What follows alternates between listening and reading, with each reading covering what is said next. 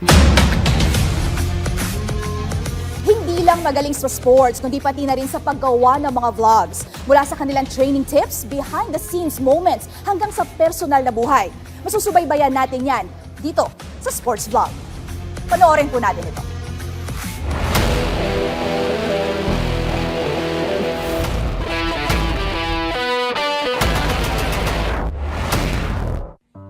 Why am I so weak? Why am I so weak? Going to be held here in the Philippines. Please laugh.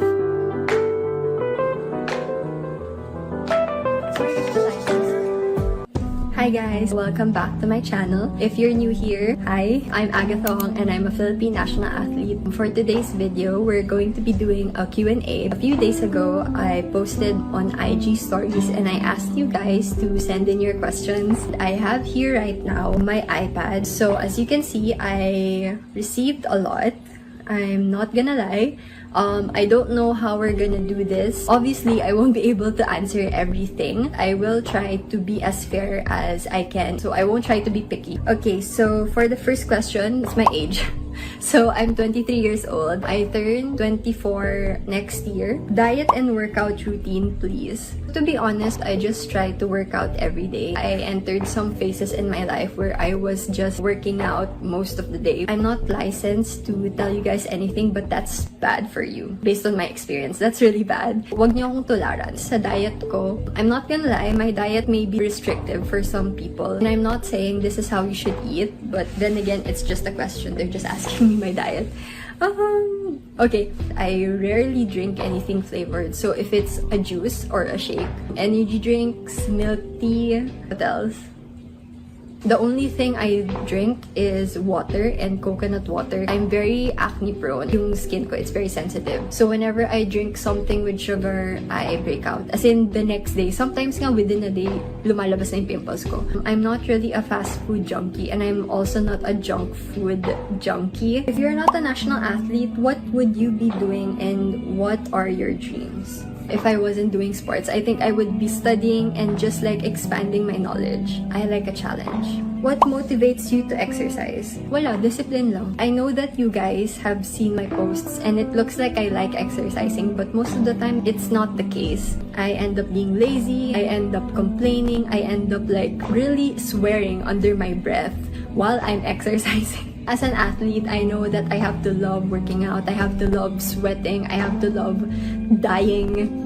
But I'm not like that. I'm gonna be real with you guys. I don't love it 100%, pero I do it kasi I love my sport. Ate, saan po kayo nagmana? Mother or father po? If you look at my siblings, my brother, he's very tall. His features comes from my mom. My mom's more American. My dad's very Chinese. My baby sister got that. So if you look at my sister has very light brown curly hair and then she has very chinky eyes. I look in between. Like a Filipina na hindi mo maintindihan na siguro may isip mo may ibang lahi to pero hindi mo ma-pinpoint. But most people think I'm Chinese and then some people think I'm Spanish. So I think it's subjective. So this will be the last question. How to make the jumps higher? I think she's referring to wushu jumps. What I did before I was diagnosed with the slip disc was I always did heavy weights and my coach always pushed me to go beyond what I think my limits were. And this is very important. Repetitiveness.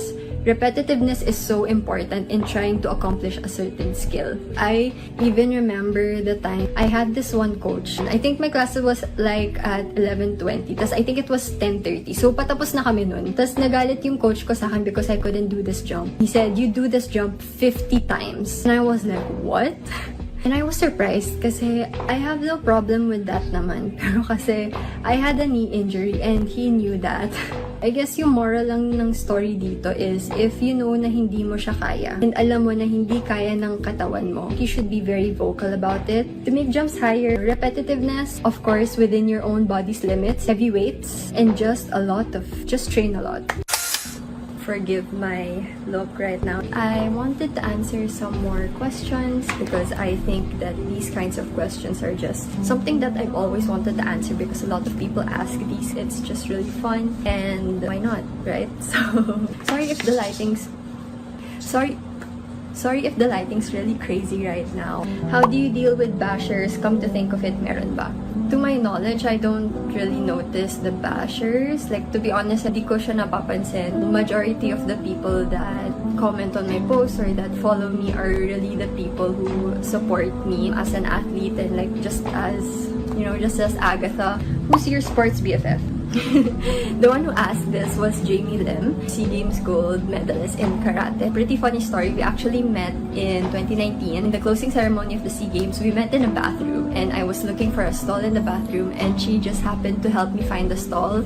And I was like, okay, thank you. And then the next event that we met was in a Resorts World event. So the president of Resorts World invited me, Jamie, and Heidelin Diaz to go dine with them. That's where we became very, very well acquainted. And then over the pandemic, we built our friendship because we started this whole fundraiser and then we started just telling each other our stories. The media came on to us. They started asking, when did you two become close? Like, are you two best friends? Because there's this whole connection that you two have. We're really comfortable with each other. Those are the kinds of friendships you don't really expect them from the people that you actually just met in a bathroom in the Manila Arena for SEA Games, you know. Till now, she's one of my friends that I really, really like tell everything to, and I'm so lucky to have her. So I love you, Jamie, and I miss you.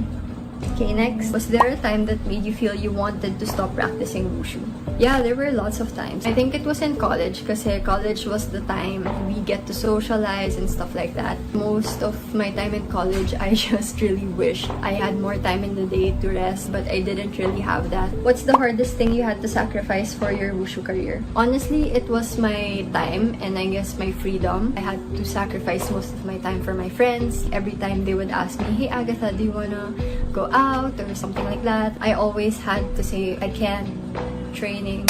That's all for my Q&A. Sorry talaga guys, I just feel like this video is all over the place, but I hope that I answered some of your questions. So this concludes our Q&A. If you guys like this video, give it a thumbs up and I'll see you guys on my next video. Bye!